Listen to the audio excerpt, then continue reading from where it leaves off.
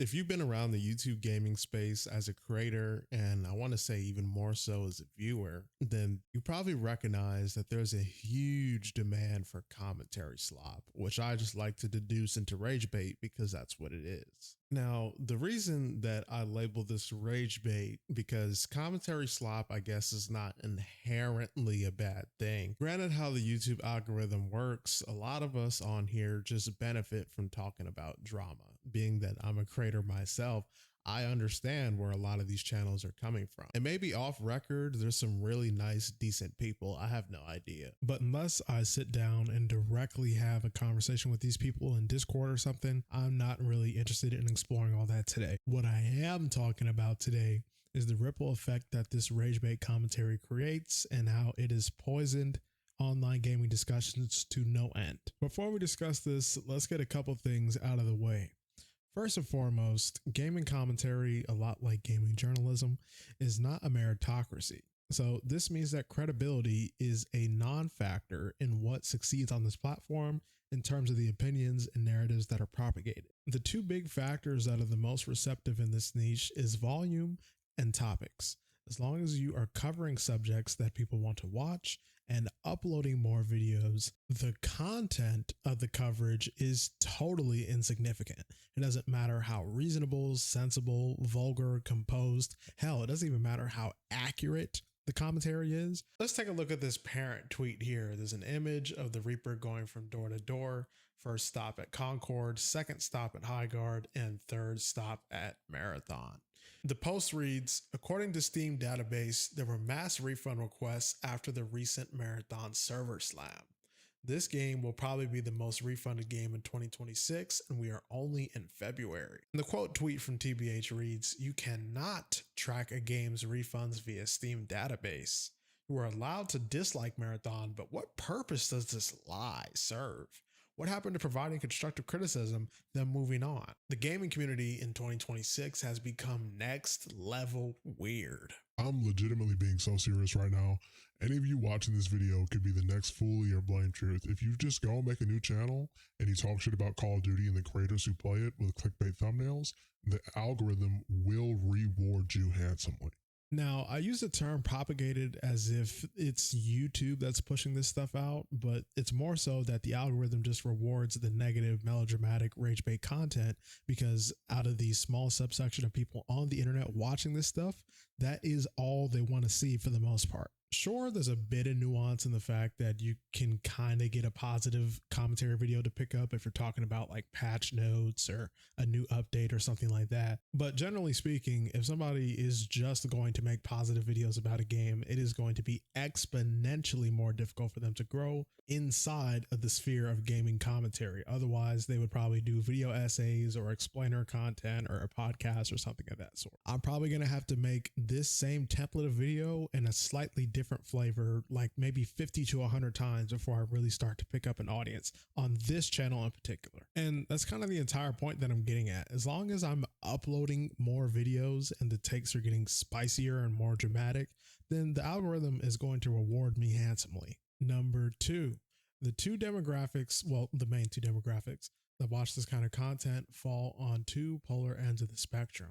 One being toxic positivity and the other being overwhelmingly filled with rage and bitter hatred negativity. Outside of that is fence sitters and wave riders. The egregiously overwhelming minority of this demographic actually has their own opinion that isn't handpicked from their favorite streamer, content creator, or some narrative, the new smear campaign online that has told them to hate this game and this game only. Because I don't know, they pick and choose which games are on the chopping block for getting unrelented slander, and if your game ends up here, then good grief. And I genuinely don't have any idea, because the fact that an image like this exists at all is a testament to how this thing has truly gotten out of hand.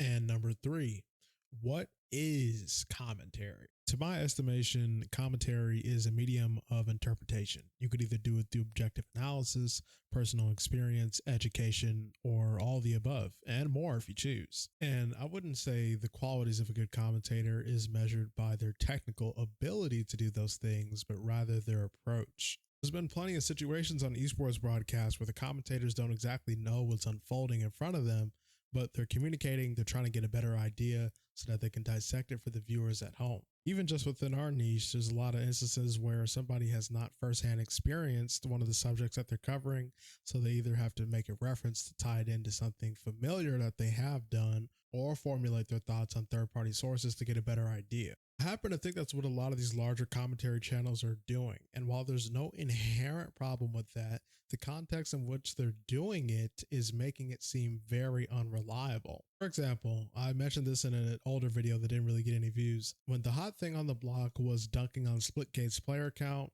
Big Fry TV went out on a limb and admitted that he had not played Splitgate Arena Reloaded before making his video. So you could already guess what most of that video looked like. It was Steam charts, it was let's pull up articles of what the journalists are saying, player count, player count, player count. We're grasping at straws because if we haven't played the game yet, we need to find some way to dunk on Splitgate, and what better way than talking about the Steam charts? Because most of my game-centered content are games that I've sunk a significant amount of time into, I can't really understand from these other two perspectives because I don't go hunting down people and telling them that they're idiots for enjoying things. And when I'm somewhere in the middle, I tend to reserve my judgment before I play something. So for the people in the middle in the comments, I want to know something. If you've watched videos from these rage bait creators, how insightful is it to get an analysis on something when the verdict is more than likely this is not worth your time or money in any capacity, or the game is lacking in players, or I haven't played it but this is my thoughts on it and let's read articles on what the journalists think about the game? I'm asking a very genuine question here. I want to know if you're in the middle, if you are not on either polar side of the fence and you're thinking, I want to try out Marathon, and you happen to click on one of these fucking videos that says Marathon just signed Bungie's death warrant. But what's actually happening is that when you look inside the Marathon community, there's a lot of people enjoying the game. People who are enjoying the game are not online trying to defend it. They're just playing it. And people that hate any new game that comes out already has the best interest of millions of people on the internet, because as long as they go on the internet and express that they don't like any of the new shit that comes out, then a lot of people are going to agree with them.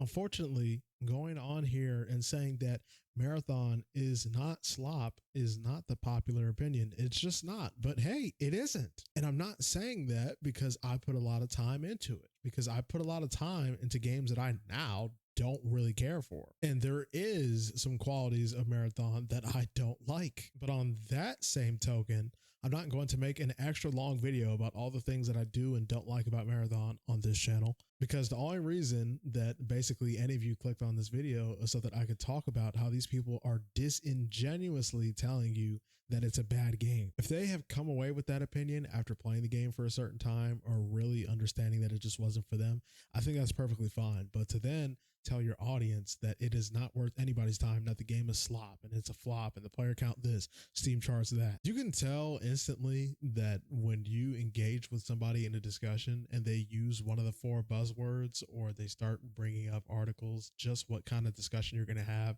And a lot of the times it's not worth your time. Only engage in discussions with somebody when you know just by speaking to them that they've had some experiences with the game. There's also a possibility that somebody has been around the community of a game, or somebody that plays it a lot, so they hear their testimonies on it. I guess depending on the circumstances, they might be able to form some thoughts on it when they spend a lot of time around the game. If we don't have the attention span, will, or patience to play through a game to really give it a proper analysis, then it's just not an analysis. It's an opinion, but not necessarily an analysis. And that opinion is centered on X amount of time that you spent playing the game, which is significantly less than everybody else that actually plays it. If you don't like extraction shooters, then you probably don't have to play Marathon to come to the conclusion that you're not going to like Marathon. But if you give it a fair shot anyway and you decided, hey, okay, it's not for me, perfectly fine. Then going on to badmouth said game and then track people down to tell them they're idiots for enjoying it is a whole separate thing. And on the inverse, somebody will say Arc Raiders is not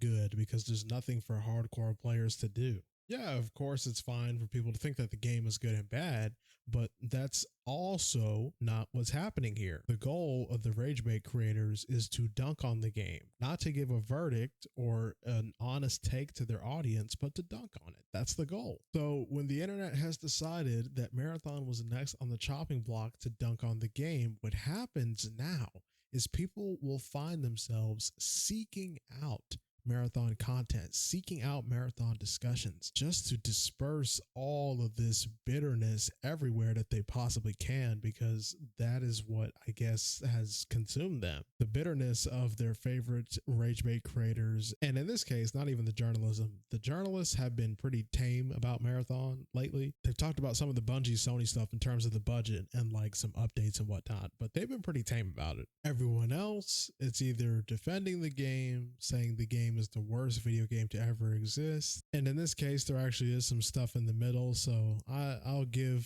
YouTube some credit for that. I'll go ahead and give y'all some credit for that. It's not all Marathon hate, not all of it. But generally speaking, this agenda to spread anti-Marathon rhetoric has grown well outside of its own sphere of rage bait and negativity. I'm reading comments on positive videos now of my own. I'm reading comments on my peers' videos that are just talking about patch notes and things, gameplay features, other shit like that. And there's just people waiting.